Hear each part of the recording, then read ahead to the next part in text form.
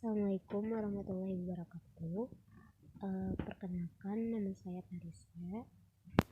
Di sini saya ingin mempresentasikan hasil dari praktika ayat jurnal pada yang dilakukan oleh PD Surya Praba Ungu dalam bulan Juli 2009. Yang pertama, pada tanggal 3 Juli terjadi transaksi yaitu membeli barang dagang secara tunai pada CV Inti Keramik seharga 50 juta dengan ongkos pembelian yang dikeluarkan sebesar 250.000 ditanggung oleh pembeli.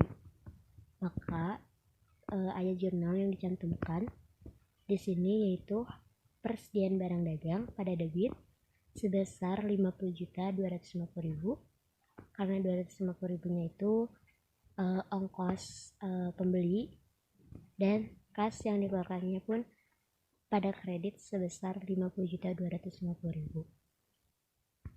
Lanjut, pada tanggal 5 Juli dibeli barang dagang secara kredit dari CV Sinar Terang seharga 200 juta dengan syarat 2/10 N/30 if OB destination point. Di sini pada ayat jurnal ditempatkan pada akun persediaan barang dagang pada utang usaha. Karena yang dibelinya secara kredit, maka termasuknya utang usaha. Persediaan barang dagang ditempatkan pada debit sebesar 200 juta serta utang usaha ditempatkan pada kredit sebesar 200 juta. Lanjut, pada tanggal 8 Juli dijual barang dagang kepada FA Makmur Indah seharga 100 juta dengan syarat 4/10 N/30 if OB shipping point. Biaya pengiriman terlebih dahulu dibayarkan oleh PD Surya Praba Ungu sebesar 300.000 serta harga pokok barang dagang dijual sebesar 70 juta.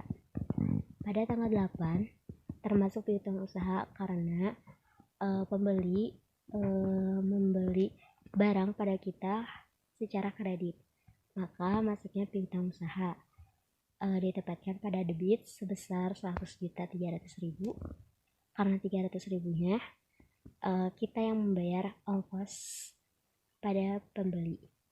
Penjualan yang dilakukan sebesar 100 juta ditempatkan pada kredit serta kas, yaitu uang ongkos tadi yang dikeluarkan sebesar 300.000 rupiah pada kredit. Serta di sini ada harga pokok penjualan yang dicantumkan pada debit. Kenapa? Karena pada saat pembeli barang kita, otomatis persediaan barang dagang keluar. Jadi harga pokok penjualan ditempatkan pada debit sebesar 70 juta serta persediaan barang dagang ditempatkan pada kredit sebesar 70 juta rupiah. Pada tanggal 9 terjadi PD Surya Praba mengembalikan barang dagang yang rusak kepada CV Inti Keramik yang dibelinya pada tanggal 3 Juli lalu sebesar 5 juta. Atas transaksi ini, PD Surya Praba langsung menerima kembali pembayaran kas sebesar nilai barang yang dikembalikan. Nah, maka pada tanggal 9 kita mendapatkan kas sebesar 5 juta. Karena pengembalian barang tersebut, maka persediaan barang dagang keluar sebesar 5 juta pada kredit. Kemudian tanggal 11 Juli dikirim nota kredit kepada FA Makmur Indah atas pengembalian barang dagang yang tidak sesuai dengan pesanan senilai 25 juta. Harga pokok barang dagang yang dikembalikan sebesar 17.500.000 rupiah. Pada tanggal 11 maka terjadi retur penjualan, artinya pembeli mengembalikan barang kepada kita yaitu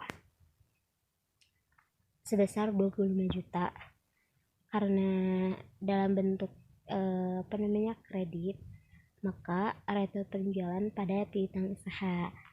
Retur penjualannya sebesar 5 juta, 25 juta di debit, piutang usahanya sebesar 25 juta di kredit. Nah, di sini ada HPP Kenapa persediaan barang dagang ditempatkan di debit? Karena ketika barang dikembalikan, otomatis barang masuk ke kita. Jadi persediaan barang dagang ditaruh di debit sebesar 17.500.000 serta harga pokok penjualan pada kredit sebesar 17.500.000. Lanjut, pada tanggal 14 Juli dibayar utang kepada CV Sinar Terang. Di sini otomatis kita membayar utang, maka utang ditaruh di debit berkurang, sehingga utang usaha pada debit sebesar 200 juta rupiah serta kas karena kita mengeluarkan uang pada kredit sebesar 196 juta rupiah dan persediaan barang dagang sebesar 4 juta karena kita di sini mendapatkan potongan yang masih dalam jangka waktu 10 hari. Lanjut, tanggal 17 di sini diterima pembayaran dari FA Makmur Indah sebagai pelunasan seluruh utangnya kepada perusahaan. Tanggal 17 berarti kas pada debit sebesar 72.300.000 rupiah serta ada potongan penjualan sebesar 3 juta rupiah. Maka piutang, kenapa di sini piutang? Karena kan mau nerima pembayaran dari FA Makmur Indah, sehingga piutang masuk nambah menjadi 75.300.000 rupiah di kredit karena piutang bertambah adanya di kredit. Kemudian pada tanggal 19 Juli terjadi dijual barang dagang kepada FA Kilap Berlian seharga 80 juta dengan syarat 2/10 N/30 if all be destination point. Ongkos kirim sebesar 200.000. Harga pokok barang dagang yang dijual sebesar 56 juta. Berarti di sini kita menjual barang tetapi secara kredit, maka kita mendapatkan piutang usaha sebesar 80 juta rupiah. Terus penjualannya sebesar 80 juta rupiah. Serta ada ongkos angkut keluar yang ini yang diterima sebesar 200.000 dan kas keluar sebesar 200.000. Berarti di sini piutang usahanya belum diterima sehingga dimasukinnya di debit. Terus udah gitu ongkos angkut keluar. Kenapa? Karena kita ongkos angkut keluar pada kas. Kenapa? Karena kita membayar ongkos angkut sebesar 200.000 rupiah. Serta ada harga pokok penjualan pada persediaan barang dagang. Di sini karena persediaan barang dagang keluar, otomatis persediaan barang dagang ditaruhnya di kredit sebesar 56 juta rupiah. Kemudian yang terakhir ada pada tanggal 30 Juli diterima pembayaran dari FA Kilap Berlian sebagai pelunasan utangnya kepada perusahaan. Nah, di sini FA Kilap Berlian ini membayar pelunasan utangnya, maka jurnal yang ada di sini yang ditulis yaitu kas pada piutang usaha. Karena kas bertambah masuk 80 juta rupiah piutang usaha, berarti orang lain membayar utang kepada kita sebesar 80 juta rupiah pada kredit. Oke, baik. Mungkin hanya itu saja yang bisa saya sampaikan dalam praktika kali ini.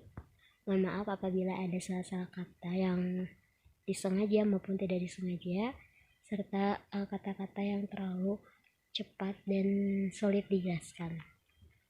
Wassalamualaikum warahmatullahi wabarakatuh.